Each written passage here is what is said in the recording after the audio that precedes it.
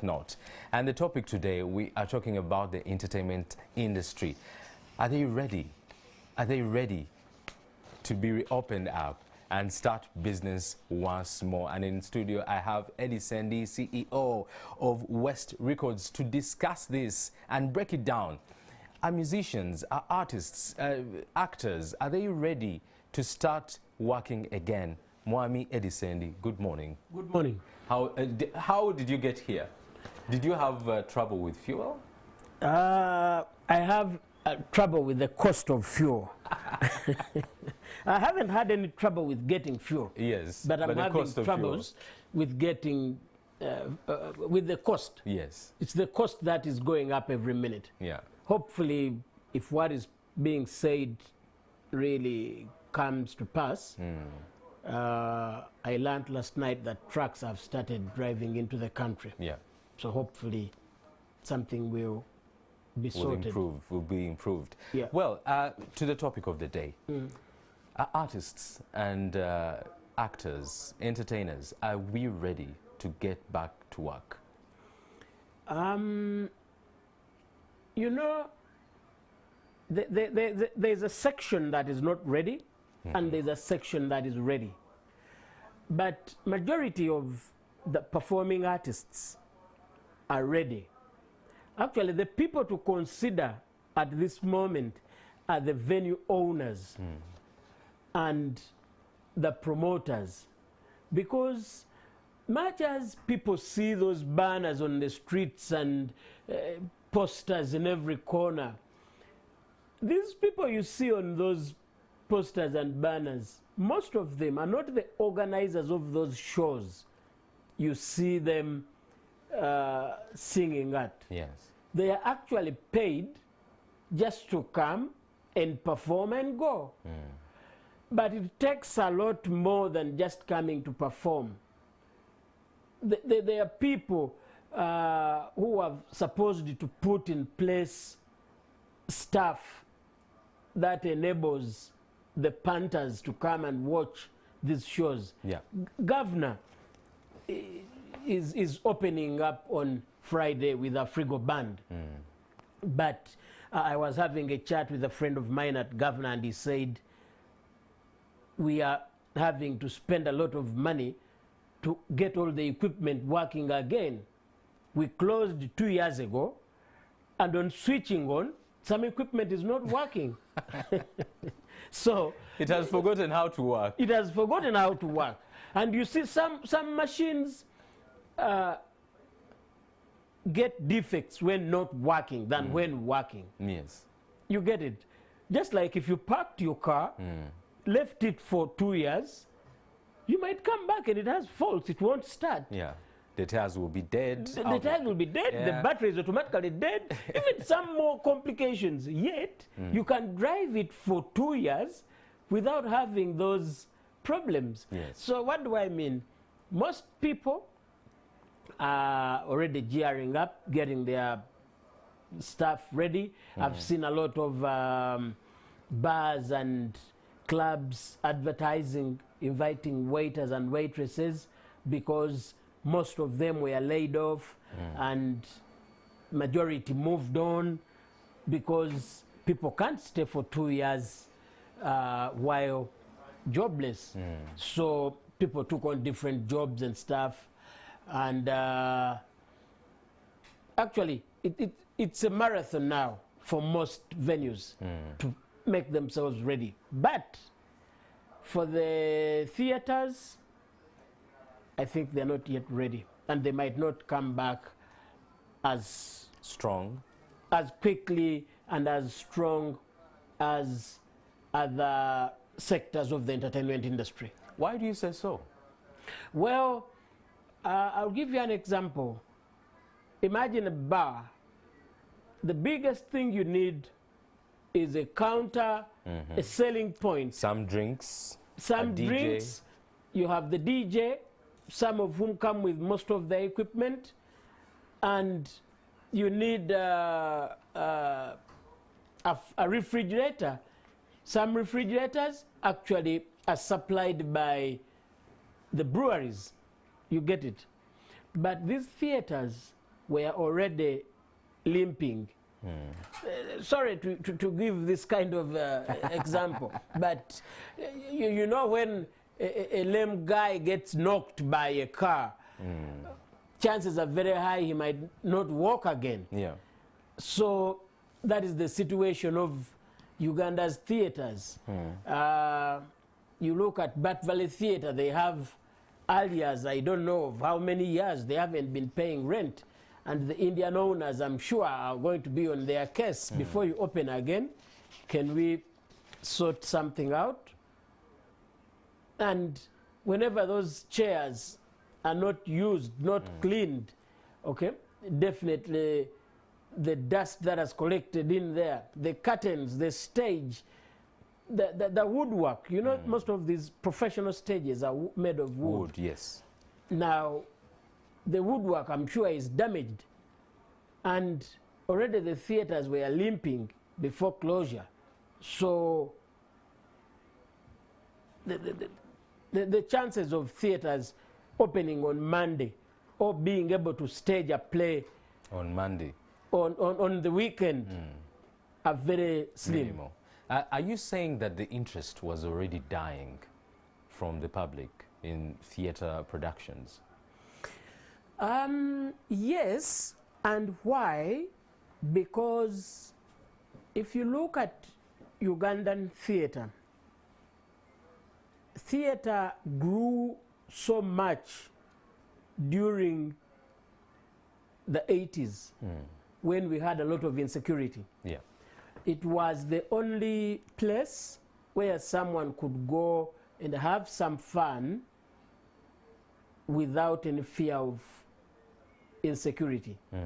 People would come to Pride Theatre, watch a play, and get out and go back home safe. Yeah.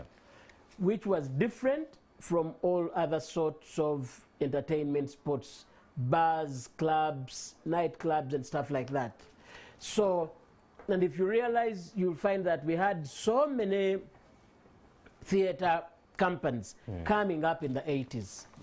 Now, when we get into late 80s, security was sorted. Now, theatre started being attacked indirectly by the football matches taking away people, the bars taking away people, the clubs taking away people, bars, bands and other forms of entertainment started coming up. All these were eating into the theatre funds.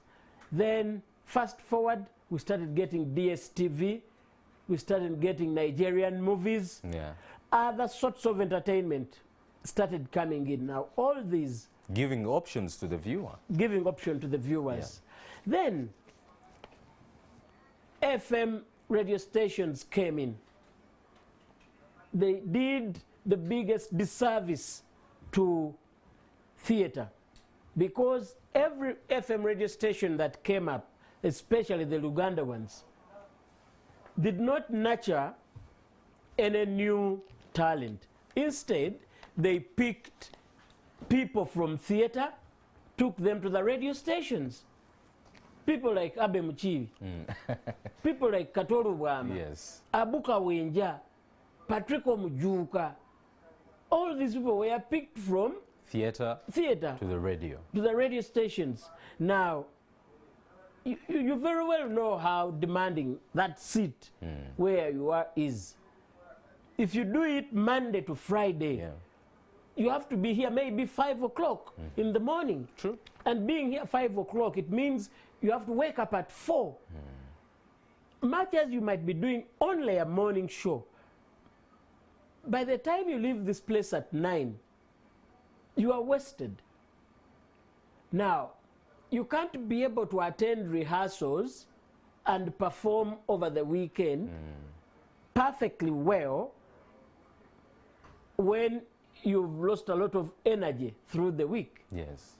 So every radio station that came up, go and look at all the FM radio stations of Uganda. You are You will definitely find right. they took so many of the actors. Now, as we go on, so many things. DSTV, StarTimes came in.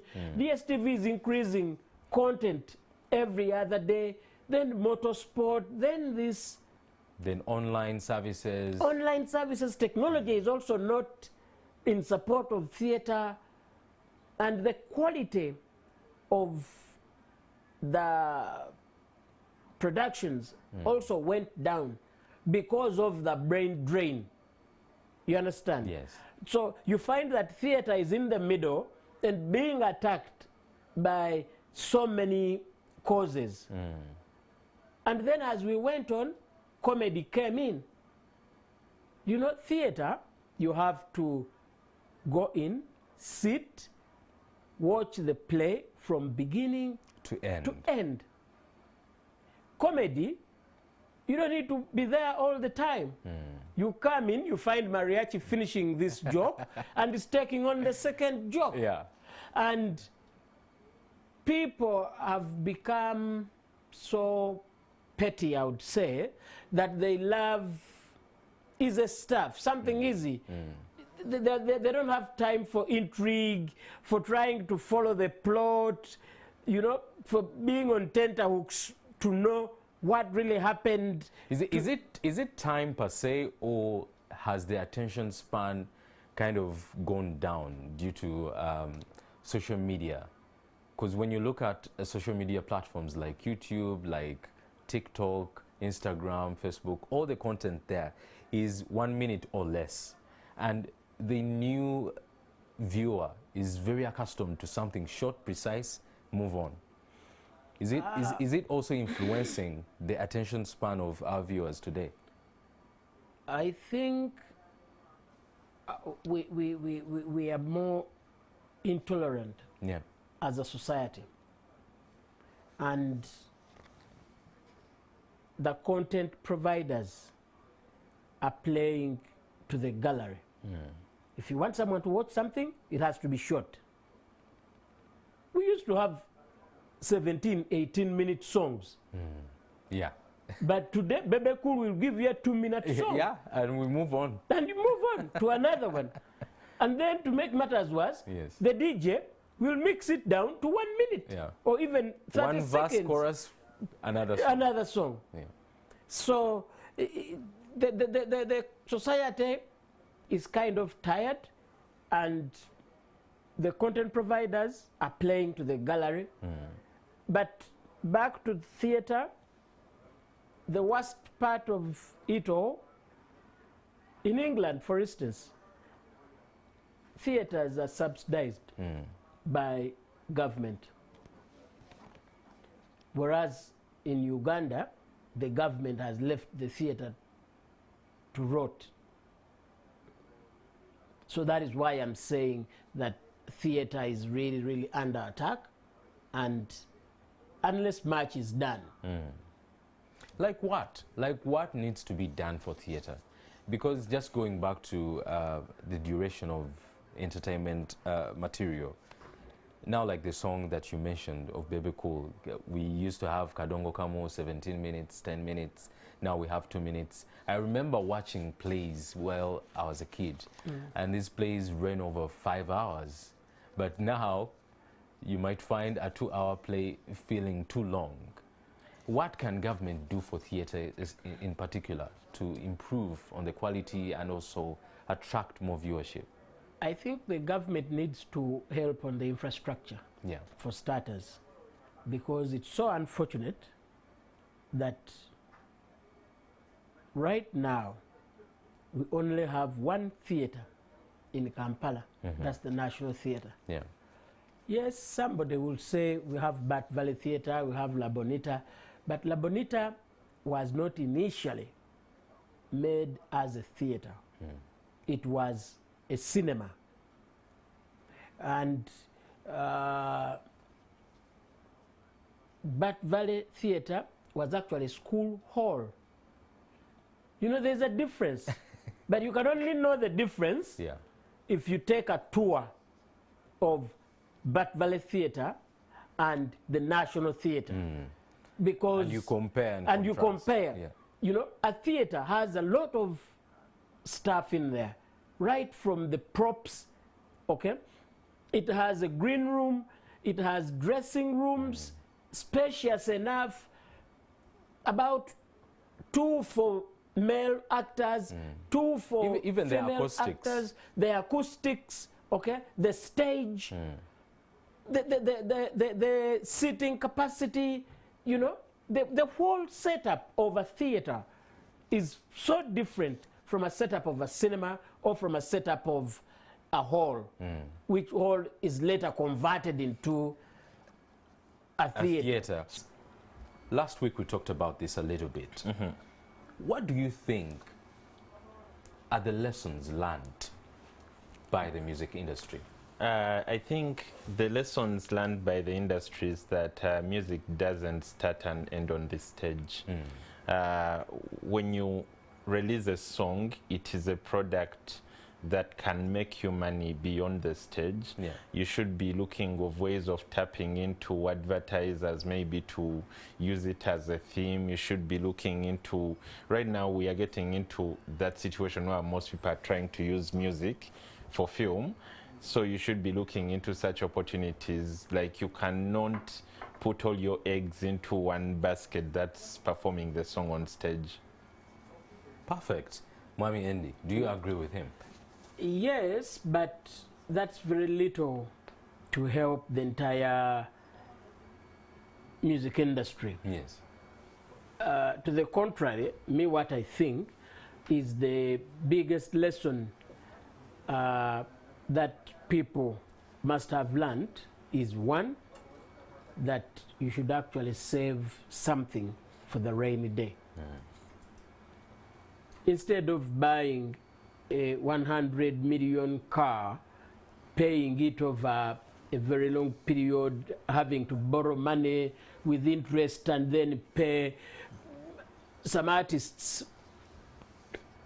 are given cars and told to perform to get money to pay these cars. You know, there are promoters who will bring a Toyota Harrier, call it Kaundo, give it to Andrew and tell Andrew, you are giving me 50 shows. When you convert the money, he's actually paying that car twice its price. So many of those deals have been around and they are still going on. Now, I'm sure people have learned that instead of going into such arrangements, but you are sleeping in a 1.5 million apartment, and if the rainy day comes, artists have been reduced to levels of babysitting landlord's children in order to maintain a good relationship with the landlord. You know how to massage the landlord's ego. Who's been babysitting landlord's children? I'm curious. Artists. Who? No. I want them to stay with some pride in public, so I won't give names.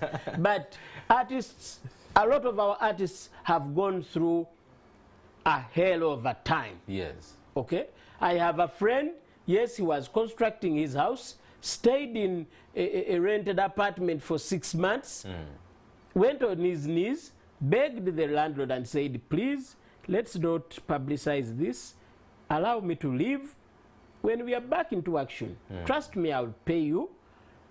Let me go into my half-finished house because I'm afraid the rent is accumulating so much. So the man left, went into his unfinished house. Now, instead of spending money aimlessly in trivial stuff, I think a lot of those who hadn't thought about building a house will think wiser going forward. Andrew, one would say that artists spend the way they spend, or they want to put on a show because it's show business. When you don't show anything, when you don't do all these stunts, then you don't have a fan base. Is that right? Is that the right way of thinking?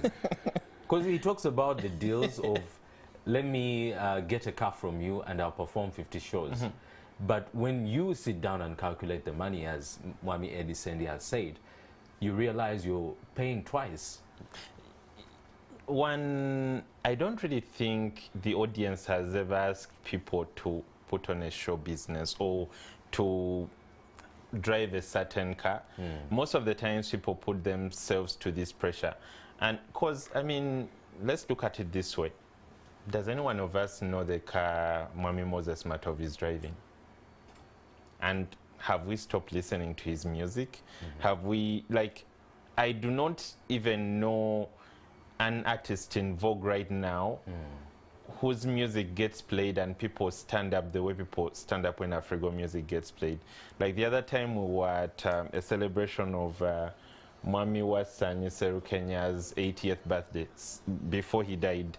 And I remember Afrigo Joanita came and performed at the end of the show, but most of the people that stood up and started dancing were people that were slightly below 20, and you're wondering, how did these people actually get to know this music? So showbiz is not the music. Maybe it's good, maybe it keeps you in the news, but at times it puts a lot of unnecessary pressure on you, and you try to live up to standards that you can't afford. And right now, I believe most Ugandans know, even before the pandemic, we actually knew people are not making a lot of money in music. So who are you exactly fooling? Mwami Edisendi, Andrew seemingly claims that the artists who want to do all these gimmicks, buy an expensive car, people go on social media trying to fund for their car, etc., are doing so because the quality of their music is not up to standard. Very true. Very true. We have, you know, you can't believe. We have so many musicians around. But if you really want to organize a show and get musicians that can bring people, that's when you realize how few musicians we have. But we have a lot of people. Yes, Gundi Muyimbi, so and so is a musician. But if you ask the little question that, which song did he do? When did he last release a song? If you are near a fan or his crony, then he will say, you are being abusive. Yeah. That is rude. You're not supporting Uganda. You're not supporting it. You say, listen, I only asked which song did he release, or when did he last release a song. Now, people tend to put so much energy in showbiz, especially when they don't have the real ingredient to give to the people. 1,000,001 times I've told musicians that one of the best things they should learn is where most of what they do comes from. In Europe, let me put it in a Ugandan context. A musician will have a higher firm that he deals with. When he's going to a TV station where he knows there will be press, maybe fans and stuff, he will hire a Mpenkoni, or you know, those huge SUVs. But in Europe they don't use that. They prefer a Cadillac or a Jaguar, you know, or a limousine, those kind of cars. Yeah. But when his actual car is actually a Toyota Starlet or a Vitesse, some low price, low maintenance, low fuel car that they use to get about. But when there is need to show off, then they will get a befitting car for the occasion, just for the occasion. It saves a lot. But here you look at a musician, you are calling him for a business meeting, and he's saying, dude, sorry, I can't come because maybe you fix something or send me some fuel. You know, this car is consuming a lot of fuel. And you are like, why not get a car that you can afford? And when you are going for business, or when you are going for a gig where you need to show off, hire a car for a day or two, and then fit the bill. You understand? If you really, really feel like you want to be perceived in a certain way, they don't learn. And then, of course, you need to ask yourself, why are you doing a stunt? I remember reading the story of Kenyan artist Prezzo when he was going to release a new video, and then he had been invited for an award show, and he hired a chopper to literally fly from Serena to National Theatre. Yeah. And after that, like, people started looking at him differently, but then he also released his music. Like, most of the times you keep asking yourself why a Ugandan artist is performing a stunt. In other places, people will do a stunt, or they will try to get that showbiz and the news to themselves because they're trying to push an album. This one I'll mention. For example, 2020, we had Spice Diana moving around with a lot of bodyguards. Like they were all over the place. Like, why are you moving with bodyguards when the city is empty? Because at that time the city was empty. You're coming to NTV, literally the city is still empty, and you're coming with very many bodyguards. And after all that fracas, you have the news to yourself. You don't release an album. You don't release like a big song. Like, so why have you been doing this? So are you saying there's lack of strategy? Yes. Artists just doing gimmicks for the sake of doing it? I think someone just feels like they should do a stunt and they just go ahead with it without really planning what they are getting out of this. It usually happens to us journalists when an artist walks up to you and is like, "Payoka article," and you're like, "So why are we doing this article? Yeah. Are you releasing new music?" Yeah. What's happening? But, like, what's happening? Because I need to tell people, this story is here because of this and this. Like, you need to work on new stuff. Maybe you're releasing an anniversary album. Like, you need to be doing something. So it's some, maybe many of artists are doing this stunts or their show business without a plan. Oh, wow. Wami Edisendi, is there anxiety to perform again coming from a place of, I'm passionate about music, I want to be on stage, or is it coming from the side of, I'm broke, I need money? We have both, but the percentage of the latter is more. As in, the percentage of our performing artists who are looking for money is more. But me, when I look at the entertainment industry, I don't look at the artists. Actually, yes, they are the biggest stakeholders because they create the music, or They are the face. yeah, they are the face, and the music is the magnet. But a lot of people, and this is something I've been crying out to government to understand, feed on the entertainment industry. Just think about a normal bar or gardens or whatever it's called. You have waiters, you have waitresses, you have guards, you have bouncers, you have accountants there, you have managers, supervisors. Now, expand it a bit. Think about the suppliers of alcoholic products, of beverages, of food, of beef, of chicken and all that. Then take it down lower to the farmers. Take it to the carpenters, the electricians, you know. A lot of people, to the border riders, to the special hire guys, the taxi touts and owners and all that rely on the entertainment industry. So what it means, a lot of people are gearing up for the entertainment industry to be opened so that they can be able to earn a living again or to make money again. And I can't wait. Myself, I wear more than one hat to earn a living. Yes. So I can't wait for the opening up to see that I can organize another event. Is it going to be wild, do you think? Because when you look at some of the pandemics that happened in the late 20s, in the 20s, I think, when that was over. The world was crazy. Things were happening in a way that they had never been seen before. What do you anticipate? I anticipate a big turn up everywhere. And I don't know, everybody says Sirina sent.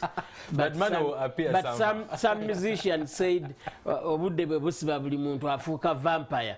So I don't know where the money comes from at night. Yeah. During daytime everybody says I'm broke, I don't have money, I don't have money.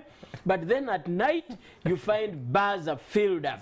So I can't wait. I'm organizing an event at Georgina Gardens in Lubia on Valentine's Day, but we are opening up on Monday.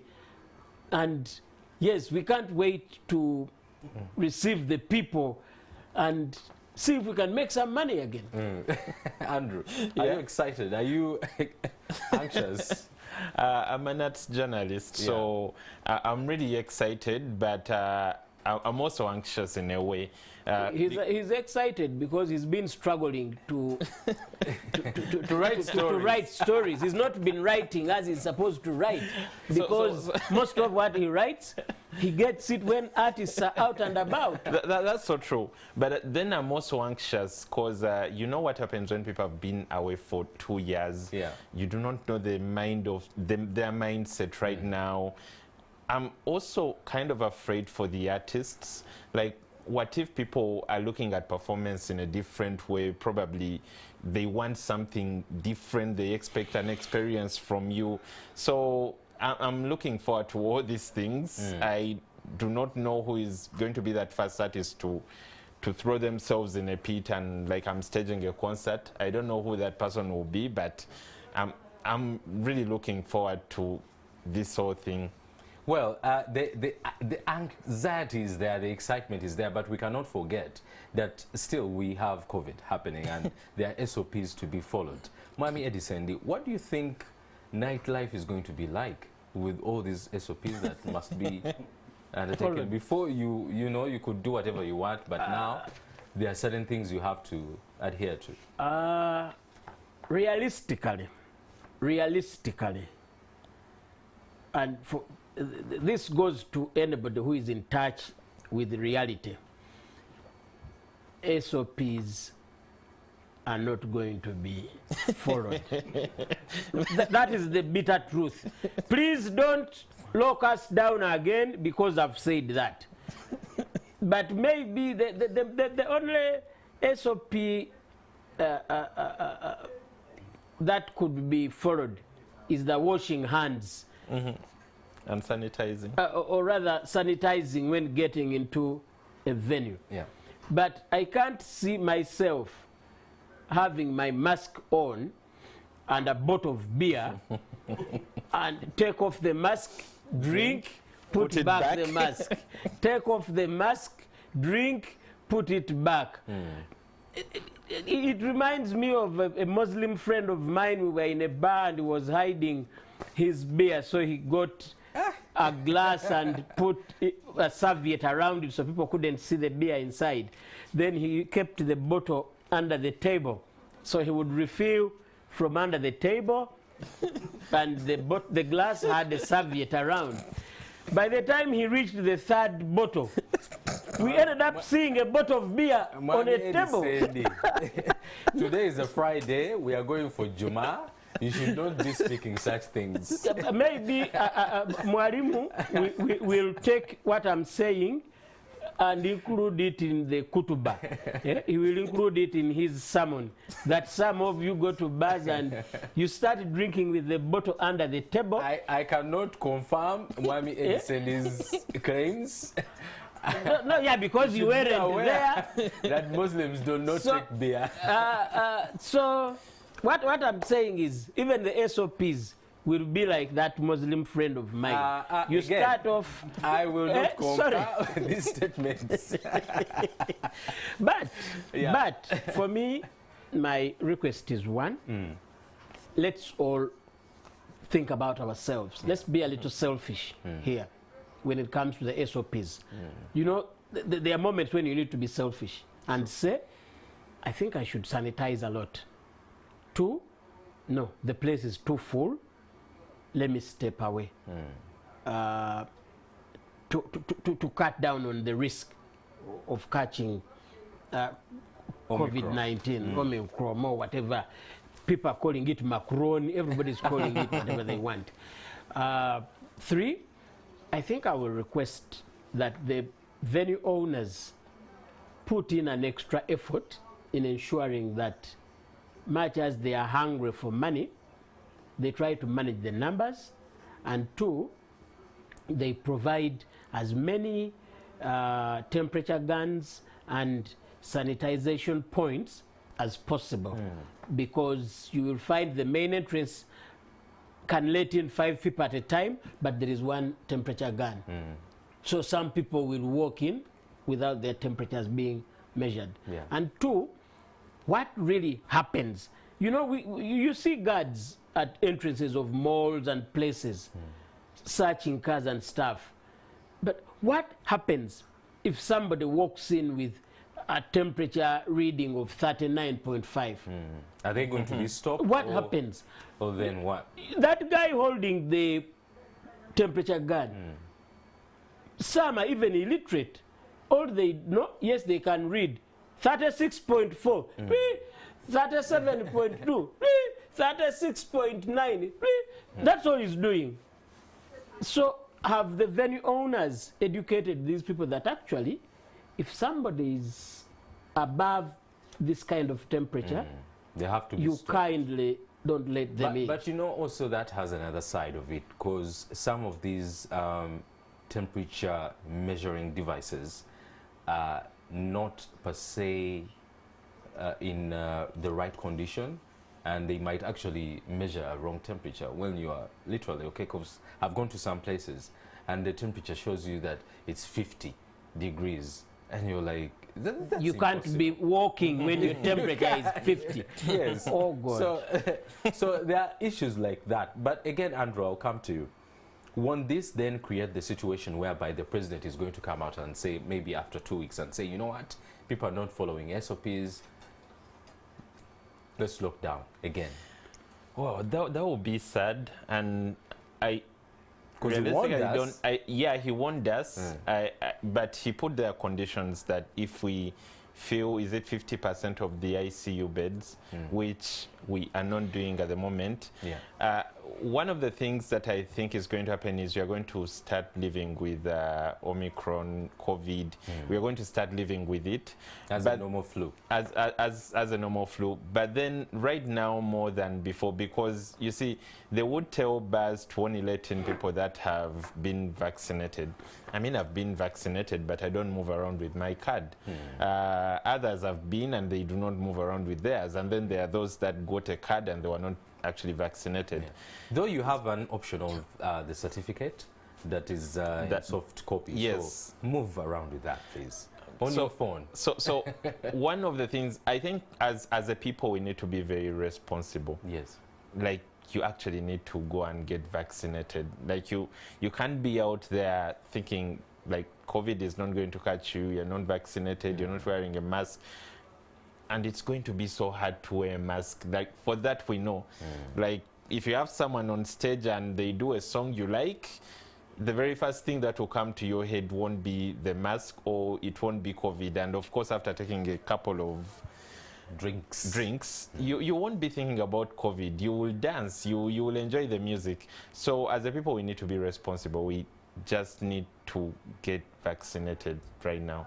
Well, Mwami Edison, Yes, please. people have released music during the COVID lockdown, and some have actually become superstars, in a sense, in a way. How is this going to help them now that, our case in point, Palazzo became really popular during this lockdown? Even it took him about, what, 10 years to become that big. He took advantage of the lull. Do you think that trend is going to continue, and is the nightlife going to boost our music? Because there's been a conversation on Twitter lately where people are complaining that TV stations are not playing Ugandan music, we're playing Nigerian music, international music. What's the problem? Do you think the nightlife is now going to help that situation in a way? No, it won't. And this goes to our good artists out there. Please stop that conversation of Ugandan DJs and radio stations and TV stations are playing Nigerian music. Do good music, the music will get played. We've held this conversation over and over again. I love going to bars. I love a drink. But sometimes when I go out there, I don't only drink, but I study the trends. Have you been to a bar and someone is playing a song, plays a Ugandan song, then plays a Nigerian's song, and people get more wild? You understand? Yeah, I do. Meaning, you've played a better song. Then sometimes, after playing a Nigerian song, when they play a Ugandan song, the crowd goes down. So in other words, artists need to better their craft. Or, I think but sometimes as well, somebody could hold the crowd with a Ugandan artist's song. Let's conclude this conversation, and I'll first go with you, Andrew. What's your conclusive remark? One, we are not in 2019. Yeah. Like every artist needs to know that. I think people got a chance to listen to better. They saw better performances. When we back on stage and you expect things are going to be the way they were before we went into the lockdown, you might be in for a very, very, very big shock. So people just need to be woke. Wow. Mwami Edison. Yes.